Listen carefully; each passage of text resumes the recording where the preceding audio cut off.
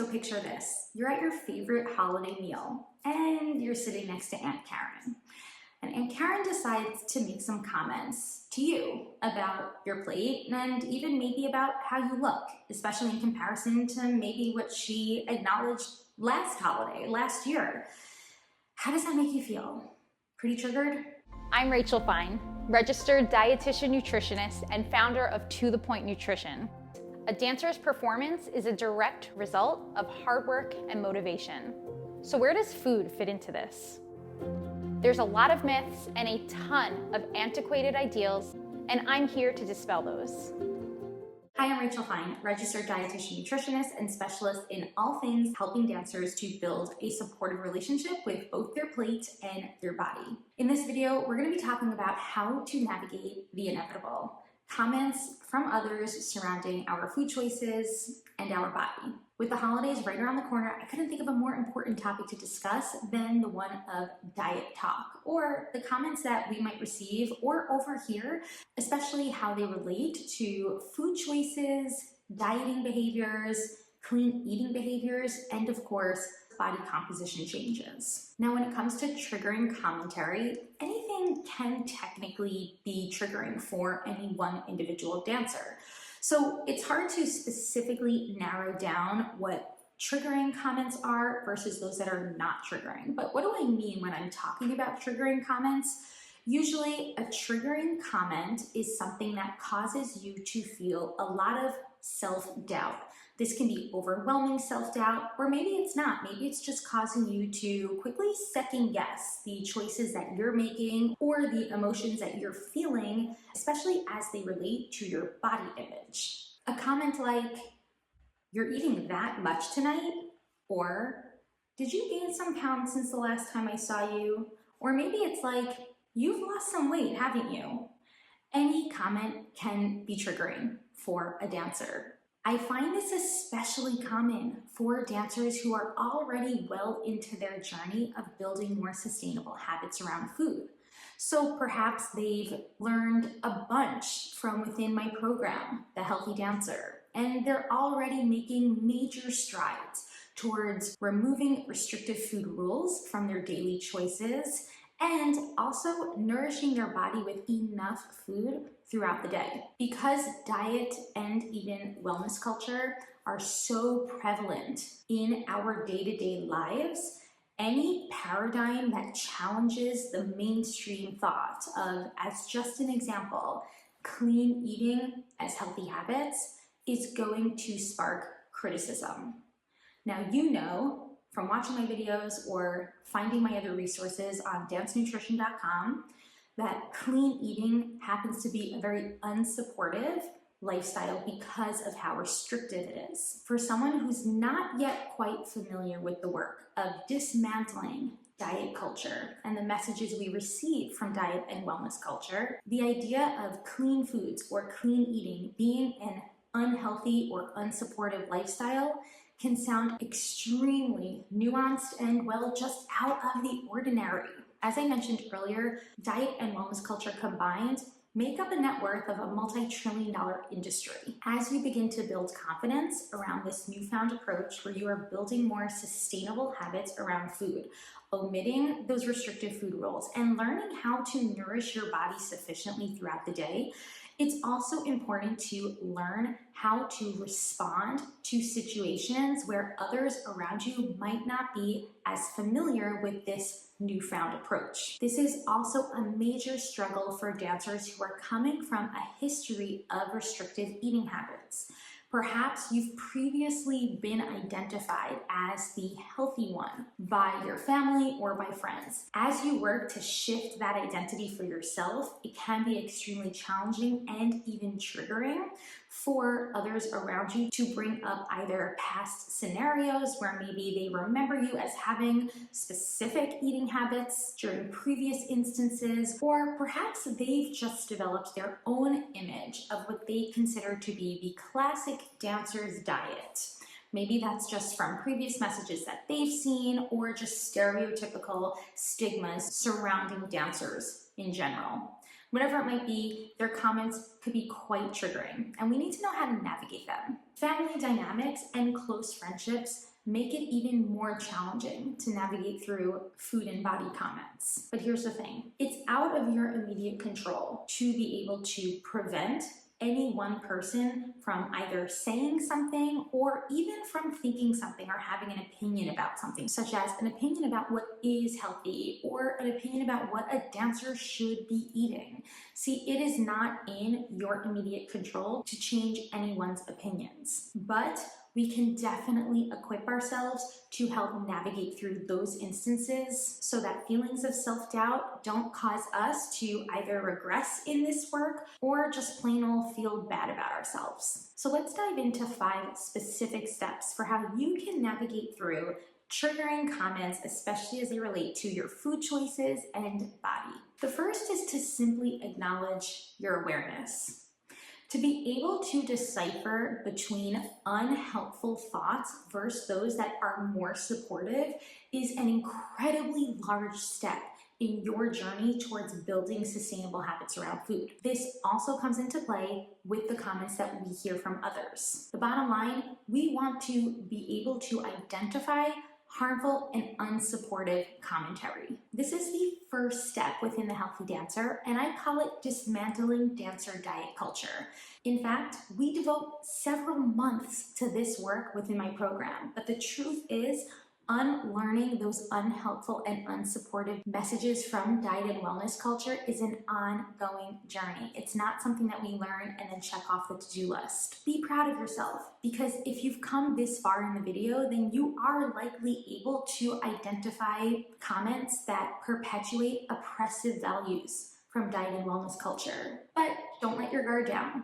Keep up the work of unlearning. This is where turning to credible resources such as everything I put out on dancenutrition.com can be super helpful. Another tip would be to do a media detox where you make sure you're following credible sources, dietitians, especially those well-versed in paradigms like intuitive eating and health at every size. This will also better help you to develop that shield, that guard against those unhelpful messages so that you are better able to compartmentalize the unsupportive thoughts or comments and the supportive thoughts or comments. The next step, and this is going to be one that we're going to also need to do before we're at the dinner table, that's to shift our personal self-talk. And it comes alongside that work of unlearning those harmful messages. Consider a few prompts.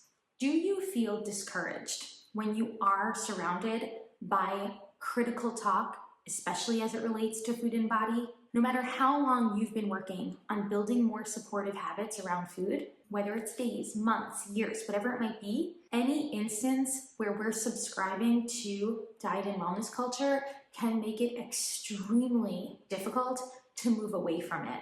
So this could be an instance like wanting to healthify a nostalgic recipe. Really question the reasoning why you feel the need to do that.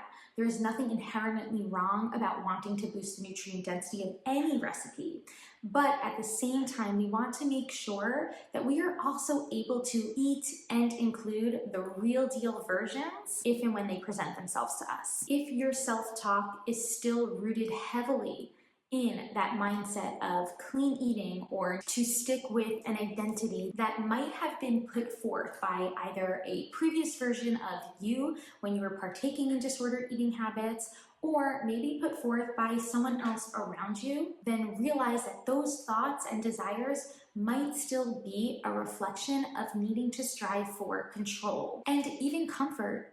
Because to an extent, subscribing to diet and wellness culture might feel more comfortable for a dancer than challenging those very cultures. But at the end of the day, diet and wellness cultures and the messages they put forth are extremely oppressive, unsupportive, and risking burnout and injury for any dancer. So, utilize compassionate curiosity. When you're struggling with self-talk that's causing you to feel a lot of self-doubt in the work of moving away from diet and wellness culture, start to identify if patterns exist.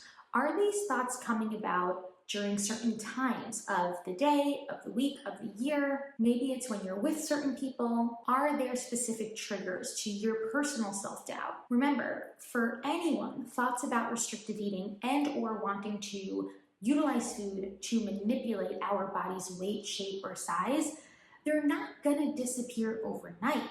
In fact, for many, they might not ever disappear. It's just a matter of, again, going back to what I mentioned earlier, compartmentalizing what's actually going to support us and what's not. Remember, restrictive eating habits or trying to utilize food as this immediate source of control to manipulate your body's weight, shape, or size will likely lead to negative consequences. We know that 98% of the time restrictive dieting fails. Essentially what this means is that the dieter is unable to stick to that restricted regimen for a long period of time. We also know that there are a ton of misconceptions surrounding a lot of nutrition information, specifically in regard to sugar, in regard to fat, even in regard to protein, these major macronutrients that support our body. So start to read up how you can, again, unlearn those harmful messages and replace them with more helpful ones. This will help you to replace your self-talk so that when those feelings of self-doubt come about, we can start to challenge them and conceptualize a more helpful approach. Now let's get down to what actually happens at the table. So first things first, I want you to consider a route of empathy, but this doesn't mean that we're not holding boundaries. For many of us, it's not easy to refrain from conversations that center around diets, food, and even body image, especially when we are so involved in this work and it means so much to us. First things first, while remaining empathetic to those who you are speaking to, try to set boundaries for the safety of your own mindset. Let's talk about a specific example. Let's just say you're about to serve yourself some creamy mashed potatoes. The person next to you passes a comment, something like, "Oh, you sure you really want to eat those? They look really heavy." How can you respond to that person? Well, first things first, consider a bit of empathy. Remember, that person next to you might not have yet been introduced to this idea that the messages from diet and wellness culture that have been put forth to us every single day are actually super unhelpful. So we can empathize with the lack of knowledge in this instance. From there, we can set a boundary. I know your intentions mean well, but I've been learning how to make choices that make me feel good not only physically, but also mentally. I know it sounds super nuanced, but it's been really cool and it's been helping my relationship with food.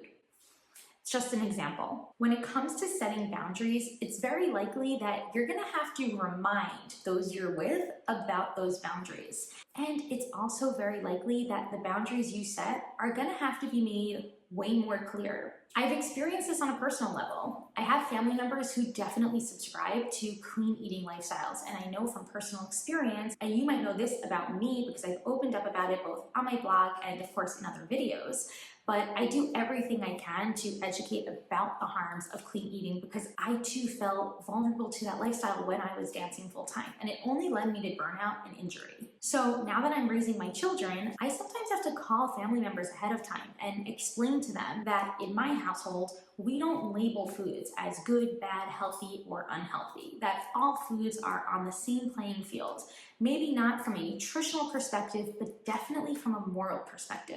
Essentially what this means is some foods can be more nutrient dense than others, but my children, myself, anyone in my family, we are not bad for choosing some foods or even good for choosing other foods. Our moral value does not relate to our food choices. So my point is that sometimes you setting a boundary might have to happen elsewhere, not specifically at the dinner table. You also might feel more comfortable doing that elsewhere, not in front of others. Maybe you do have a family member that you feel a little bit nervous about passing some comments. It could be worth giving them a call, sending them an email, or maybe even sending a text about some of the work you're doing to build more supportive habits around both your plate and your body, and you would appreciate it if comments were not made during your time together. Within that same conversation, you may also want to back yourself up with some resources. Encourage that they too start to consider this really nuanced approach of challenging these messages that have been so seeped within our culture and that have maybe led you to a very unsupportive relationship in your food choices. Just an FYI, the more diet-free allies you and I have, the better and the easier this work becomes. Next thing to consider at the moment, determine if the conversation is worth your energy. I can't stress this enough, but it is not your job to change anyone's opinions about what habits around food are healthier or more supportive than others. Sometimes that conversation, it's just not worth the energy, especially if you personally are not really looking to spend your time with friends and family arguing or trying to convince others about the harms of utilizing food as a tool to manipulate our bodies. If conversations about food and/or body weight or dieting do spark a lot of stress and anxiety for you, then it may not be time for you to partake in those conversations. And instead, we might need to consider some other routes. First things first, try to change the topic of conversation. If someone brings up the reason for why they're avoiding any one specific food on the table because they don't want to eat a quote-unquote unhealthy option, or they're starting a new diet plan, whatever it might be, change the subject. Did you hear about that new movie came out? Yeah, I really want to see it. I'm curious what the reviews are. That's just one example. Or, we started Nutcracker rehearsals. I'm so excited about the performances this year. Anything, change the topic of conversation. You'd be surprised how well that works. Another option, opt out with pure honesty and utilize a little bit of empathy while you're there. I completely understand your perspective, but when I view foods as being good or bad, I tend to feel a lot of food guilt after eating, and it just turns the meal into something that's so not fun for me. So maybe we can switch the topic. Another option, exit. Go take a bathroom break, go fix your hair, go check your phone, whatever you need to exit the situation, you are totally okay to do that. Now, if you're up for that conversation and you feel like you're ready to explain to those critics why you're choosing to reject behaviors that are centered around dieting or clean eating, that's amazing. I'm learning how to best make food choices that support my body. I want to choose foods that are going to nourish me and energize me. I'm also trying to work on honoring my cravings and alleviating those feelings of food guilt afterwards. It's a really interesting approach, and I encourage that you go check out Dietitian XYZ to get the process started for yourself. Hint, that's when you can give them my information. Another example, I'm learning to build confidence with my food choices, from veggies to dessert. It's really helping me not only tune into what my body needs at any given moment, but also to eat in a way that's more mindful, in a way that I'm able to really tune into my fullness and satisfaction cues. Honestly, it's intriguing. You should try it. And then finally, within this work, consider the need to take a social break. There's no doubt that food and body comments not only happen at our dinner tables, at our holiday tables, but on a day-to-day basis from what we are exposed to on social media. There is so much emerging research that associates our use of social media with our mindset. And disordered eating and a negative body image are very much part of it. Even just hearing a commercial about a common diet can cause a lot of self-doubt for dancers who are well into their journey of healing their relationship with food. Reducing, and if possible, though I know it can be challenging in today's day, eliminating your use of social media might be helpful, especially during times where you notice that self-doubt is heightened. And then last, continue to seek support. Continuing the work of unlearning those unhelpful messages so that you can identify them at the table is incredibly important. This will also help to build your own confidence and competence to sharing the information with others and providing them with the referrals they need to shift away from the dieting mentality to more supportive habits around food. I give a ton of additional examples of how you can navigate triggering commentary as it relates to food and body image on my blog. Definitely check out that article and build your personal arsenal of commentary, one that you can rely on in those instances. So whether you are up for the conversation or perhaps looking to just set a boundary and exit, you are well prepared for the inevitable, which is the exposure to triggering commentary.